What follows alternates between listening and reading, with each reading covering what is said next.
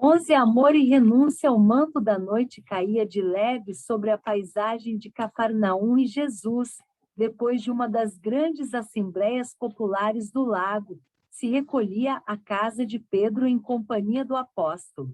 Com a sua palavra divina havia tecido luminosos comentários em torno dos mandamentos de Moisés. Simão, no entanto, ia pensativo, como se guardasse uma dúvida no coração.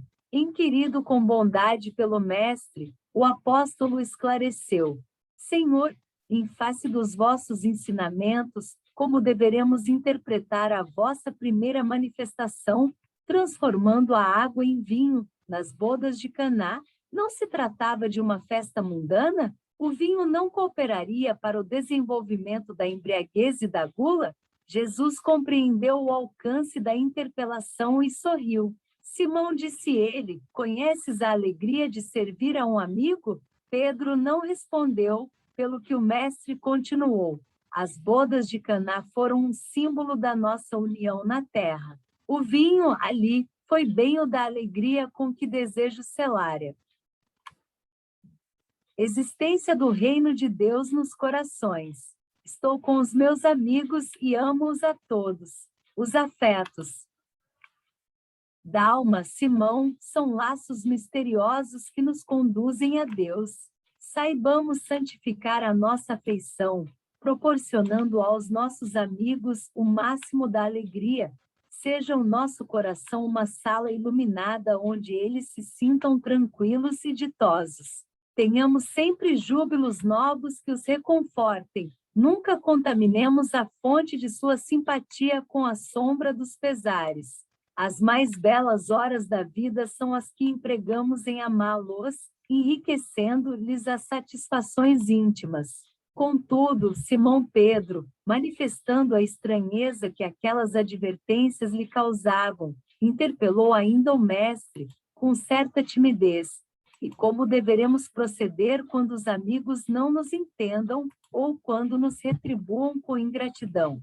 Jesus pôs nele o olhar lucido e respondeu: Pedro, o amor verdadeiro e sincero nunca espera recompensas. A renúncia é o seu ponto de apoio, como o ato de dar é a essência de sua vida. A capacidade de sentir grandes afeições já é em si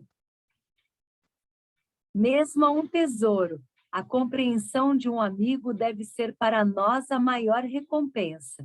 Todavia, quando a luz do entendimento tardar no espírito daqueles a quem amamos, deveremos lembrar-nos de que temos a sagrada compreensão de Deus, que nos conhece os propósitos mais puros. Ainda que todos os nossos amigos do mundo se convertessem, um dia, em nossos adversários, ou mesmo em nossos algozes, jamais nos poderiam privar da alegria infinita de lhes haver dado alguma coisa. E com o olhar absorto na paisagem crepuscular, onde vibravam sutis harmonias, Jesus ponderou profeticamente: o vinho de Caná poderá, um dia, transformar-se no vinagre da amargura. Contudo, sentirei, mesmo assim, júbilo em sorvê-lo por minha dedicação aos que vim buscar para o amor do Todo-Poderoso. Simão Pedro, ante a argumentação consoladora e amiga do mestre, dissipou as suas derradeiras dúvidas, enquanto a noite se apoderava do ambiente, ocultando o conjunto das coisas no seu leque imenso de sombras. Asterisco, muito tempo ainda não decorrera sobre essa conversação, quando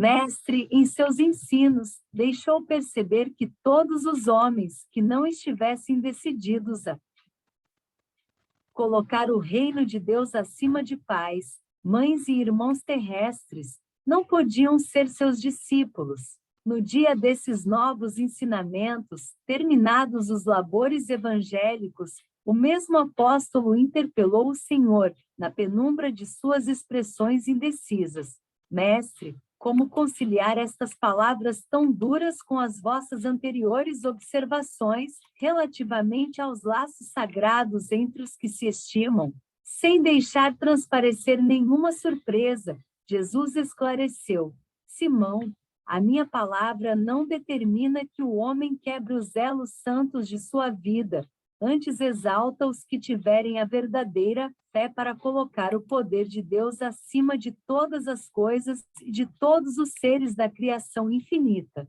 Não constitui o amor dos pais uma lembrança da bondade permanente de Deus? Não representa o afeto dos filhos um suave perfume do coração? Tenho dado aos meus discípulos o título de amigos por ser o maior de todos. O Evangelho continuou o mestre, estando o apóstolo. Ouvi-lo atentamente não pode condenar os laços de família, mas coloca acima deles o laço indestrutível da paternidade de Deus. O reino do céu no coração deve ser o tema central de nossa vida. Tudo mais é acessório. A família, no mundo, está igualmente subordinada aos imperativos dessa edificação. Já pensaste, Pedro, no supremo sacrifício de renunciar? Todos os homens sabem conservar, são raros os que sabem privar-se. Na construção do reino de Deus, chega um instante de separação, que é necessário se saiba suportar com sincero desprendimento. E essa separação não é apenas a que se verifica pela morte do corpo, muitas vezes proveitosa e providencial, mas também das posições estimáveis no mundo, a da família terrestre, a do viver nas paisagens queridas, ou então a de uma alma bem amada que preferiu ficar à distância entre as flores venenosas de um dia. Simão, com poucos sabem partir por algum tempo, do lar tranquilo ou dos braços adorados de uma afeição, por amor ao reino que é o tabernáculo da vida eterna. Com pouco saberão suportar a calúnia, o apodo, a indiferença, por desejarem permanecer dentro de suas criações individuais, cerrando ouvidos à advertência do céu para que se afastem tranquilamente. Como são raros os que sabem ceder e partir em silêncio, por amor ao reino, esperando o instante em que Deus se pronuncia. Entretanto, Pedro, ninguém se edificará sem conhecer essa virtude de saber renunciar com alegria em obediência à vontade de Deus no momento oportuno, compreendendo a sublimidade de seus desígnios. Por essa razão, os discípulos necessitam aprender a partir e a esperar, onde as determinações de Deus os conduzam, porque a edificação do reino do céu no coração dos homens deve constituir a preocupação primeira, a aspiração mais nobre da alma, as esperanças centrais do espírito. Ainda não havia anoitecido. Jesus, porém, deu por concluídas as suas explicações, enquanto as mãos calosas do apóstolo passavam, de leve, sobre os olhos úmidos, asterisco dando testemunho real de seus ensinamentos, o Cristo soube ser, em todas as circunstâncias, o amigo fiel e dedicado. Nas elucidações de João, vemo-lo exclamar: já não vos chamo servos, porque o servo não sabe o que faz o seu senhor.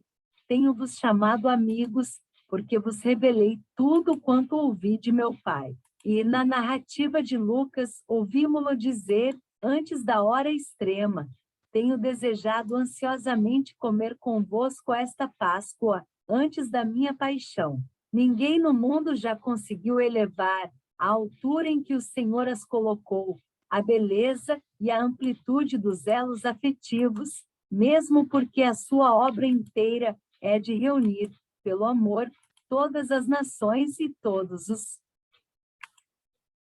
homens no círculo divino da família universal, mas também por demonstrar que o reino de Deus deve constituir a preocupação primeira das almas. Ninguém como ele soube retirar-se das posições, no instante oportuno, em obediência aos desígnios divinos. Depois da magnífica vitória da entrada em Jerusalém, é traído por um dos discípulos amados, negam-no seus seguidores e companheiros, suas ideias são tidas como perversoras e revolucionárias. É acusado como bandido e feiticeiro, sua morte passa por ser a de um ladrão. Jesus, entretanto, ensina às criaturas, nessa hora suprema, a excelsa virtude de retirar-se com a solidão dos homens, mas com a proteção de Deus. Ele que transformará toda a Galileia numa fonte divina que se levantara com desassombro contra as hipocrisias do farisaísmo do tempo, que desapontara os cambistas,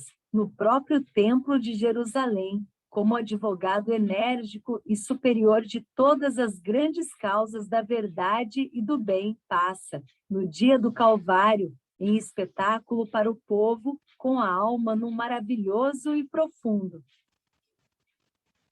silêncio, sem proferir a mais leve acusação, caminha humilde, coroado de espinhos, sustentando nas mãos uma cana imunda à guisa de cetro, vestindo a túnica da ironia, sob as cusparadas dos populares exaltados, de faces sangrentas e passos vacilantes, sob o peso da cruz, vilipendiado, submisso.